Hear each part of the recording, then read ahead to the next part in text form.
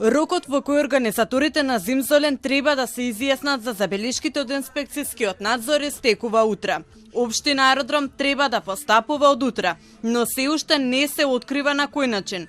Дали со отстранување на забавниот парк или со санкции за утврдените неправилности.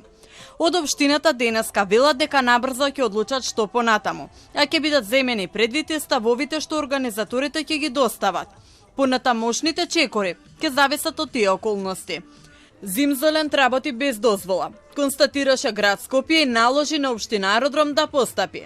Инспекцијските служби на општина Аеродром постапуваат согласно своите надлежности, извршен е инспекцијски надзор, координиран инспекцијски надзор по насоки на инспекцијскиот совет на лице место, каде што покрај повеќе институции беше вклучена и градежната инспекција на општина Аеродром, изготвен е записник со констатација кој што е доставен до организаторот на Зимзолен.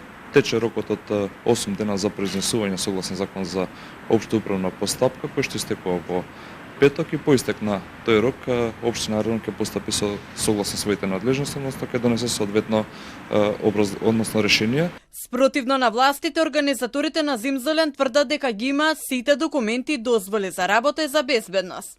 Во исто време, при инспекцијски контроли, Државниот пазарен инспекторат утврди вршење нерегистрирана дејност и најави казни.